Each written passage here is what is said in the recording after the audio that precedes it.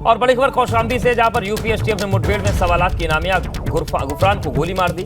शातिर बदमाश के सिर पर गोली लगी है। जिला अस्पताल में बदमाश के इलाज के दौरान मौत हो गई। तो लखनऊ के डिप्टी एसपी डीके शाही के नेतृत्व में यह मुठभेड़ हुई। प्रतापगढ़ के आजाद नगर कोतवाली का रहने वाला था बदमाश गुफरान। 27 वर्षीय बदमाश के खिलाफ गंभीर धाराओं मुकदमे दर्ज हैं। बदमाश के पास से कई अवैध असलहे भी मिले। मंझनपुर कोतवाली के समदा चीनी मिल के पास यह मुठभेड़ हुई।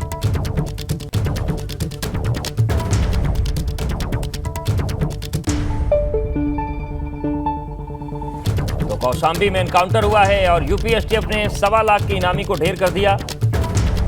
मंझनपुर कोतवाली के समदा चीनी मिल के पास ये मुठभेड़ हुई। आपको बता दें कि इस पर कई गंभीर धाराओं में मामले दर्ज थे और पुलिस को इसकी तलाश थी, लेकिन आज मुठभेड़ में इसे मार गिराया गया।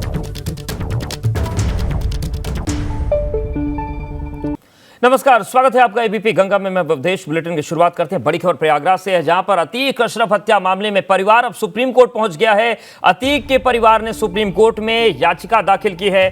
आयशा नूरी ने सुप्रीम कोर्ट में याचिका दाखिल करके जांच की मांग की है। दोनों की हत्या की न्यायिक आयोग से जांच कराने की मांग की गई है और सुप्रीम कोर्ट के रिटायर्ड जज की अगुवाई में जांच आयोग के गठन की मांग की गई। अतीक के बेटे असद के एनकाउंटर की भी जांच की मांग उठाई गई है और इस पूरे मामले में 3 जुलाई को सुनवाई हो सकती है। उमेश पाल शूटआउट केस में आरोपी अतीक अहमद और बहन आयशा नूरी ने याचिका लगाई है। मेरठ में आयशा नूरी के घर ठहरा हुआ था 5 लाख का इनामी बमबाज गुड्डू मुस्लिम। तो ये इस पूरे मामले में अपडेट है। सुप्रीम कोर्ट की रिटायर्ड जज से जांच की मांग की गई है और इस मामले में 3 जुलाई को सुनवाई हो सकती है। तो अतीक अशरफ हत्या मामले में अब परिवार सुप्रीम कोर्ट पहुंच गया है और अतीक के परिवार ने सुप्रीम कोर्ट में दाखिल की है याचिका। आयशा नूरी ने सुप्रीम कोर्ट में याचिका दाखिल कर जांच की मांग की है। दोनों की हत्या की न्यायिक जांच कराने की मांग की गई है। सुप्रीम कोर्ट के रिटायर्ड जज की अगुवाई में जांच आयोग के गठन करने की मांग उठाई गई है। अतीक के बेटे असद के एनकाउंटर की भी जांच की मांग हुई है और 3 जुलाई को इस पूरे मामले में अगली सुनवाई हो सकती है। आपको बता दें कि उमेश पाल शूटआउट केस में आरोपी अतीक अहमद और बहन आयशा नूरी, मेरठ में आयशा नूरी के घर ठहरा हुआ था 5 लाख का इनामी बमबाज गुड्डू मुस्लिम।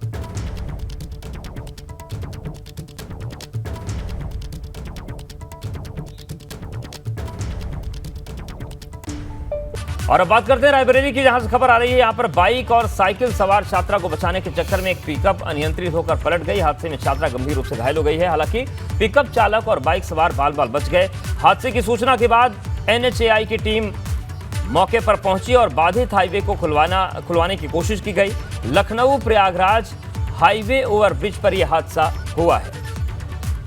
तो देखिए किस तरीके से पिकअप पलट गई और बताया जा रहा है कि बाइक को बचाने के चक्कर में यह हादसा हो गया। लखनऊ प्रयागराज जो रूट है वहां के फ्लाईओवर पे घटना हुई और चूंकि फ्लाईओवर पर यह पिकअप पलटी थी, ऐसे में जाम की स्थिति बनी। उसके बाद फौरन एनएचएआई के जो अधिकारी थे वो मौके पर पहुंचे और जो परिवहन था उसको सामान्य करने की कोशिश की।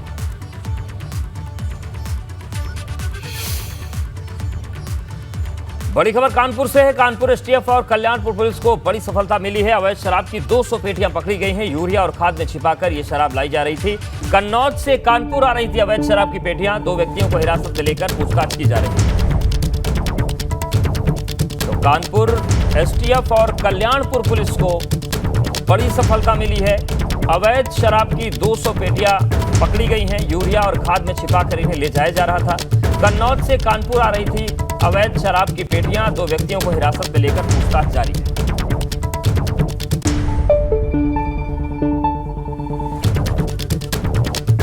तो कानपुर एसटीएफ और कल्याणपुर पुलिस को बड़ी कामयाबी मिली है। 200 पेटियां अवैध शराब की पकड़ी गई हैं। यूरिया और खाद में छिपाकर इस शराब को ले जाया जा रहा था, लेकिन इसे पकड़ा गया और पुलिस इस पूरे मामले पर अब कानूनी कार्रवाई कर रही है।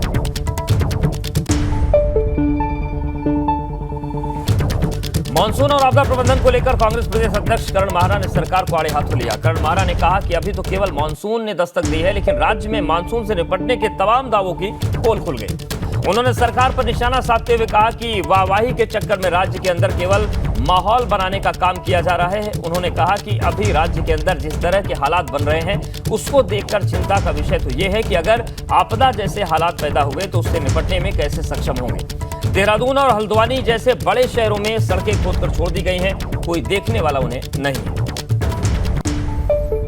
तो मानसून के आने के बाद सियासी तकरार का दौर शुरू हो गया है और कांग्रेस प्रदेश अध्यक्ष करण माहरा ने आरोप लगाया है कि अभी तो मानसून ने केवल दस्तक दी है, तब तैयारियों की पोल खुल गई, लेकिन जब मानसून पूरी तरीके से आएगा, आपदा जैसे हालात बने तो कैसे सरकार निपट पाएगी, ये सबसे बड़ा सवाल बना हुआ है। और बड़ी खबर रायबरेली से भी, जहां पर संदिग्ध परिस्थितियों में नहर में एक युवक गिर गए। नहर में डूबता देख स्थानीय लोगों ने पुलिस को सूचना दी। मौके पर पुलिस पहुंची और गोताखोरों के जरिए रेस्क्यू शुरू किया गया। काफी खोजबीन के बाद भी युवक का पता नहीं चल पाया। भदोखर थाना क्षेत्र के शारदा नहर का यह पूरा मामला है। तो नहर में एक युवक डूबने लगा, फौरन सूचना दी गई, मौके पर पुलिस पहुंची, गोताखोरों की टीम पहुंची। काफी खोजबीन के बाद भी युवक का अभी तक पता नहीं चल पाया है और ये जो पूरी घटना हुई है ये भदोखर थाना क्षेत्र के शारदा नहर में हुई है।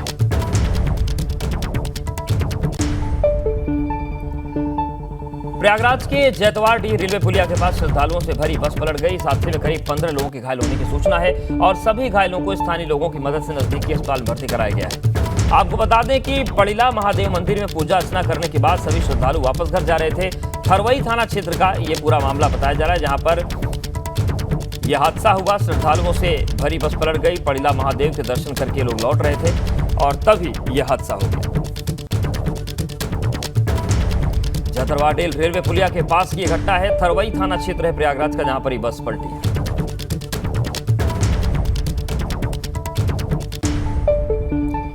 वहीं औरैया में एक निजी कार्यक्रम में पहुंचे सपा के वरिष्ठ नेता शिवपाल सिंह यादव ने सपा कार्यकर्ताओं को साथ आने वाले लोकसभा चुनाव को लेकर चर्चाएं की। इसके साथ संगठन और मजबूत करने को लेकर पुराने कार्यकर्ताओं से मुलाकात की।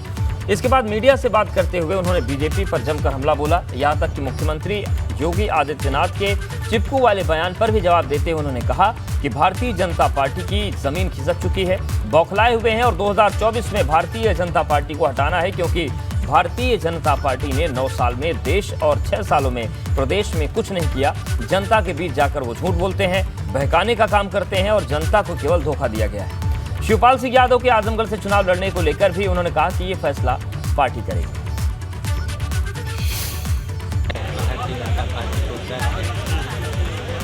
करके ये कुछ कर रहे हैं, अब उनकी समझ में तो आ नहीं रहा है।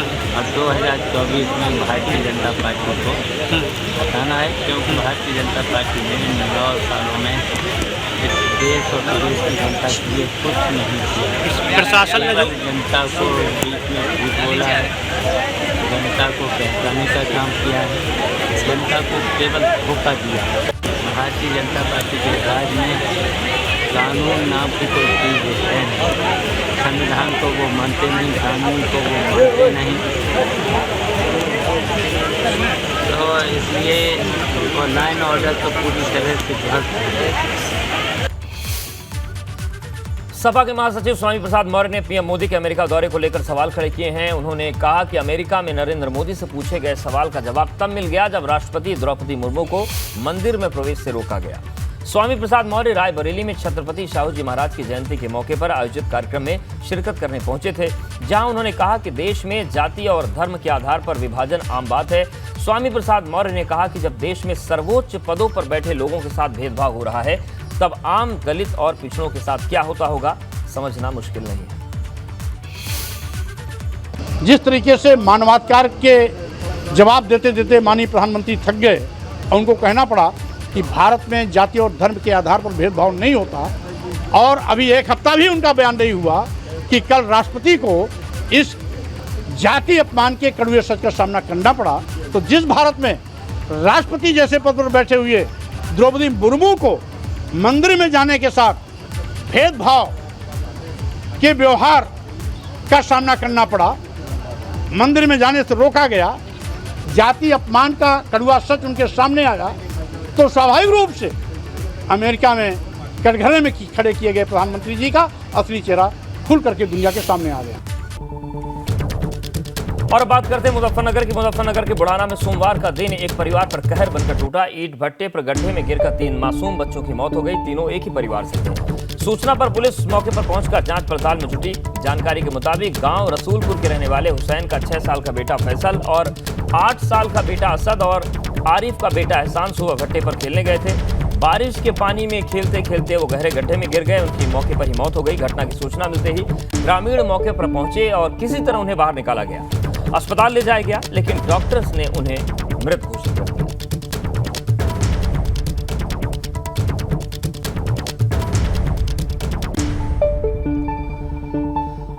बड़ी खबर फतेहपुर से भी है, जहां पर पिन्नी खाने से परिवार के 7 लोग बीमार हो गए। प्रसाद खाने के बाद गांव की महिलाओं समेत 7 लोग बीमार हो गए। सभी लोगों को जिला अस्पताल में भर्ती कराया गया है। हुसैनगंज के चितसापुर गांव का ये पूरा मामला है। तो बड़ी खबर फतेहपुर से है, जहां पर पिन्नी खाने से परिवार के 7 लोग बीमार पड़ गए। प्रसाद खाने के बाद गांव की महिलाओं समेत 7 लोग बीमार हो गए। सभी लोगों को जिला अस्पताल में भर्ती कराया गया है। तो हुसैनगंज के चितसापुर गांव का ये पूरा मामला है।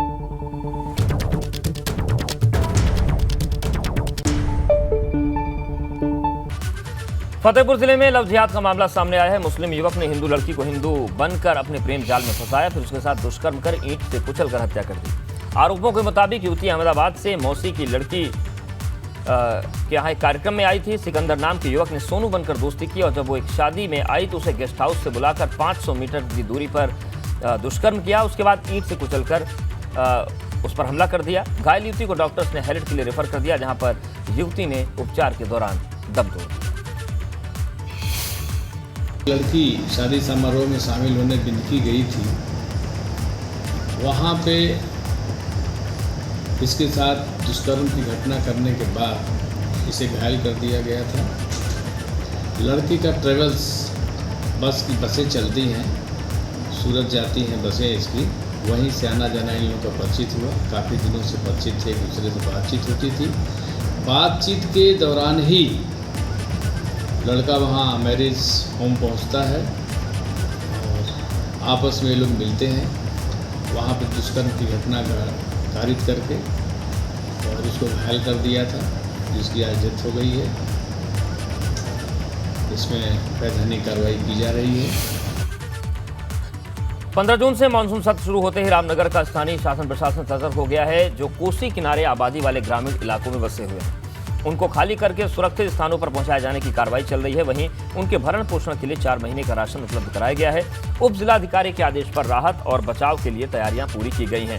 तो मानसून सत्र, जो मानसून है, उसकी दस्तक के साथ ही प्रशासन अलर्ट पर है। कोसी नदी किनारे बसे हुए ग्रामीणों को सुरक्षित स्थानों पर पहुंचाने की कार्रवाई चल रही है। उप जिलाधिकारी के आदेश के बाद 4 महीने का राशन भी वहां पर उपलब्ध करवा दिया गया है।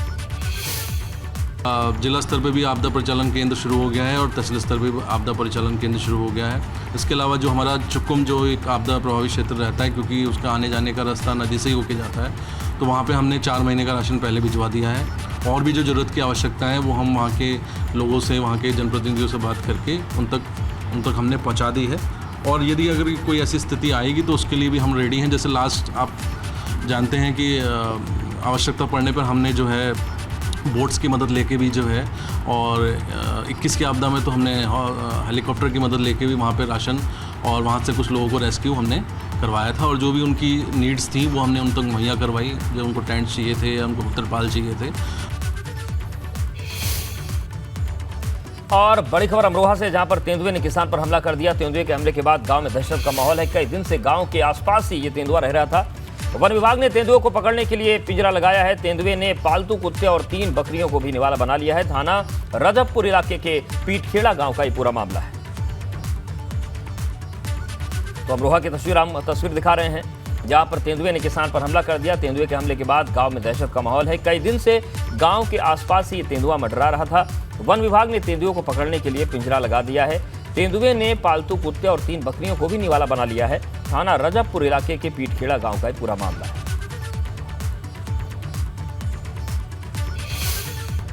बड़ी खबर आजमगढ़ से भी है, जहां पर सड़क हादसे में 3 लोगों की मौत हो गई। तेज रफ्तार बस ने ऑटो को टक्कर मार दी। हादसे में नानी नाती समेत 3 लोगों की मौत हुई है। तो सड़क हादसा हुआ है आजमगढ़ में, जहां पर 3 लोगों की जान चली गई। सड़क हादसे में 3 लोगों की मौत हुई है। तेज रफ्तार बस ने ऑटो को टक्कर मार दी। हादसे में नानी नाती समेत 3 लोगों की जान चली गई। तो तो तेज रफ्तार की वजह से हादसा हुआ और आजमगढ़ की ये तस्वीर हम आपको दिखा रहे हैं, जहां पर सड़क हादसे में 3 लोगों की जान चली गई। तेज रफ्तार बस ने एक ऑटो को टक्कर मार दी और ये टक्कर इतनी जबरदस्त थी कि हादसे में नानी नाती समेत 3 लोगों की मौत हो गई। तो ये दर्दनाक हादसा हुआ है आजमगढ़ में, जहां पर एक तेज रफ्तार बस ने ऑटो को टक्कर मार दी और 3 लोगों की जान चली गई।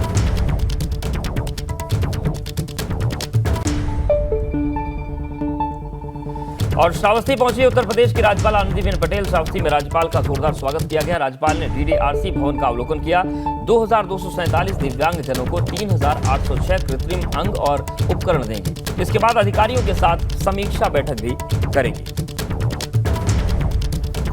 तो श्रावस्ती पहुंची हैं राज्यपाल आनंदीबेन पटेल। श्रावस्ती में राज्यपाल का जोरदार स्वागत किया गया।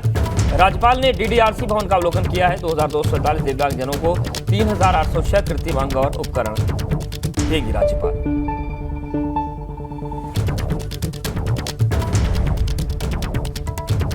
तो श्रावस्ती की तस्वीर आपको दिखा रहे हैं, जहां पर राज्यपाल आनंदीबेन पटेल पहुंची हैं। 2247 दिव्यांगजनों को उन्होंने 3806 कृत्रिम अंग और उपकरण देंगी। इसके बाद अधिकारियों के साथ समीक्षा बैठक भी वो करेंगे।